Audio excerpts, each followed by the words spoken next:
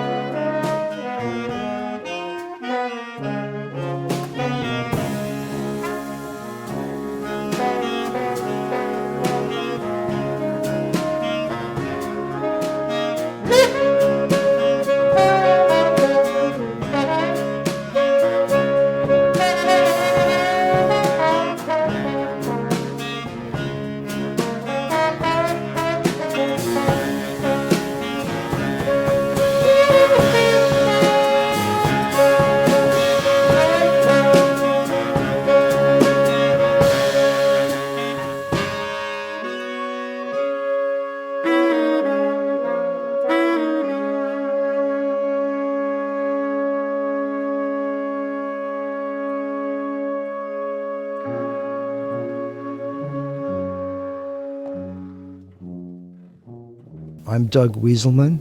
I was born in Los Angeles, California. I was lucky enough to grow up in a house with a lot of music. Both my parents were music lovers. My father played the cello. My mother played guitar and piano.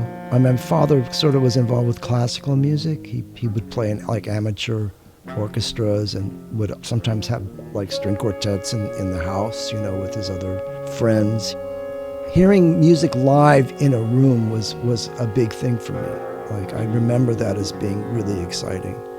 And also we had a lot of records, and this was in the 50s, and they were 78s. And so my parents used to say they could at like age 3, they'd sit me down with a stack of 78s and I'd be happy. They wouldn't have to worry about me. And they were also folk dancers, so we had these 78s from like Yugoslavia and Scotland and Russia and a lot of different places. So I grew up with a lot of other kinds of sounds, music from different places.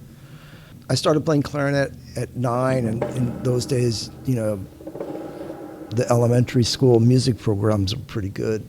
And we had a really good one where I grew up, and they like handed out a mimeographed sheet, like, what instrument do you want to play? And I chose the clarinet, I think because we had a recording of the Brahms clarinet quintet.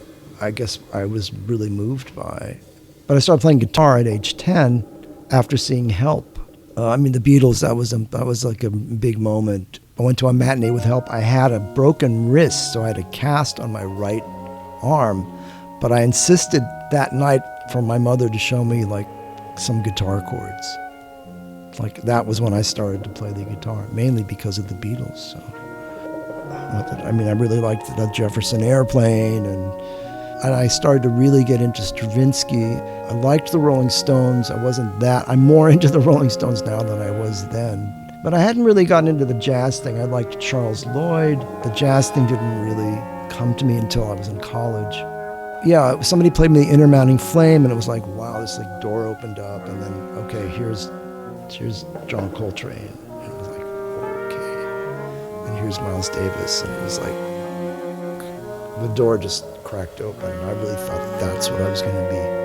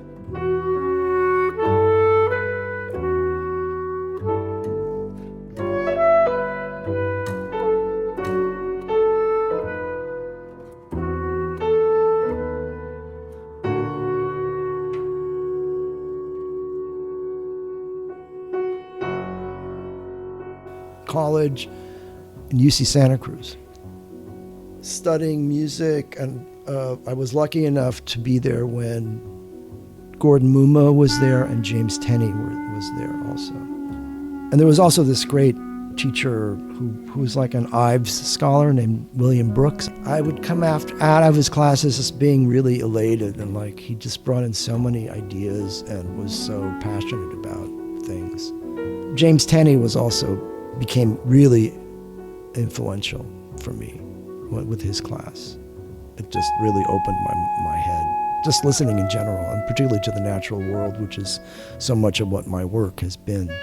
He explained this sort of minimal thing as he had this terminology called ergodic, and he claimed, like, if you look at a tile floor, it's all the same, but if you look closely, you'll see these different things in each tile. And he said that was the point of this music, was like you create this sort of thing, but then if you look closer to the details, you start to see these other things that emerge.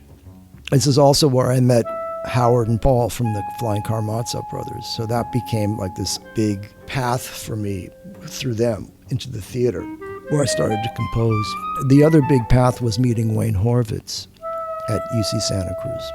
Might have been my senior year, because I was applying to graduate school. I'd taken the GREs, and like I was going to do that. And I saw Wayne do this concert, and I was like, I want to do that. I don't think I want to go to graduate school. So that's became my life pretty much, you know.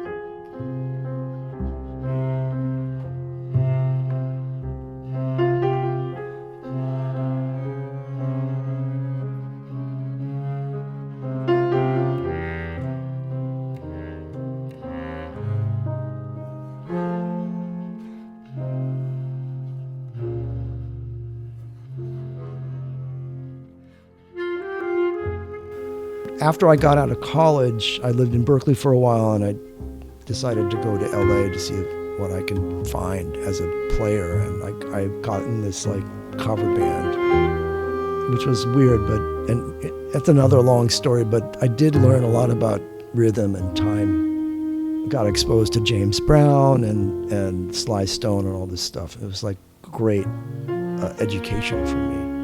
And I always thought I was going to be a saxophone player. And I didn't like my sound, and a friend of mine from junior high who became pretty well known, his brother John Clayton is a well-known jazz bassist, and he was Jeff Clayton, and I asked him who to study. He said, well, you should study with Bill Green, like an LA session guy. He was a Wrecking Crew guy, and he's on records by Sinatra, and he's also like on Pet Sounds, he's like one of these guys. And so that's what I did. I moved back to my parents' house because I was between whatever, and I just played saxophone all day and studied. I had a lesson with Bill Green once a week. The other thing is Kamikaze Ground Crew, which came out of being with the Flying Karamazov Brothers. The Flying Karamazov Brothers basically called themselves Juggling and Cheap Theatrics. It came out of this movement in the 70s, which was called New Vaudeville. Like there was sort of a craze for juggling, and at least in Santa Cruz in '73, and they took it seriously and created, also influenced by the Firesign Theater and the sort of absurdist humor, and they got involved with doing a theater piece in Chicago, doing the Comedy of Errors, and they brought me in to compose for that. So that was really the major composition thing that I started to get into, and I won this like award in Chicago, the Joseph Jefferson Award. And then they were offered to do a show on Broadway. When you do a Broadway show, you have to hire musicians no matter what, at least in those days. I think you still have to sort of do that. So it was either like pay off the union or hire friends. So they just decided to hire their friends and create a band. So Kamikaze Ground Crew was developed for that show. It was named after Jenna Leishman, the co-leader. She woke up one morning. She lived in Ireland for a while, and there was a playwright. He wrote this piece called Kamikaze Ground Crew's Reunion Dinner. And she thought this was perfect because, like, we're, they're flying and we're like the ground crew. So that it was like we just adopted that name. So.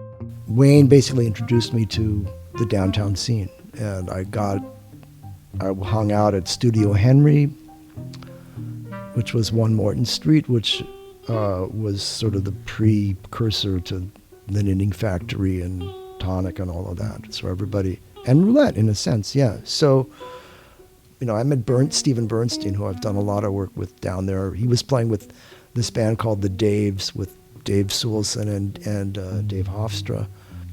So yeah, the Lounge Lizards were sort of legendary, and I was like, I thought about, man, I don't know how I could ever play in that band, what would I do? And they have all their saxophone players. I didn't even consider myself that I would be a guitar player, because it was like, Arto Lindsay and then Mark Rebo, like these giants, and so yeah, this was with the Lounge Lizards, which was pretty much John Lurie's band, basically. I was with Stephen Bernstein, and we were on our way. He asked me to come with him on this train ride up the river to go to this instrument guy named Sid Glickman, who sold old instruments, and Stephen was looking for an echo trumpet, which is a trumpet with an extra chamber. They were like pretty obscure, but this guy happened to have some. And on the train ride up, Stephen said, well, they're looking for, and I had done a session with John, Stephen brought me in to do, Stephen did a lot of soundtrack work, arranging and leading sessions for John for films. And he finally brought me in to play clarinet on a session, and John really, he liked me, and he gave me this nickname, it was like, he called me Hank. He said, "You mind if I call you Hank?"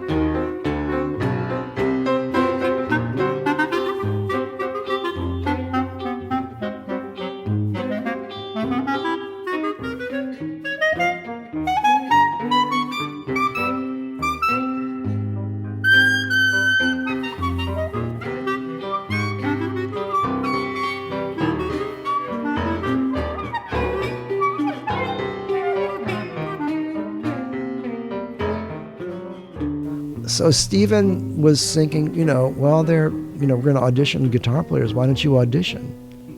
I auditioned for the Lounge Lizards, and I got in, basically. And I had to really, as John said, well, you can come, you can play in the band, but you have to practice every day. You have to practice guitar every day. And it was true, and it was because I really had to develop a muscle in my hand. I'd always played guitar since I was 10, but not really seriously. I was in the band for 3 years. It was the last 3 years that they existed. And I met, Tony Shear, who was on that recording with Wayne, and Evan, John's brother, who I ended up working on this cartoon show. It just was it was great, because it was like you were just expected to do something amazing. There was not a discussion about that. It was just sort of like given. And then there was also a lot of trust in the band, so.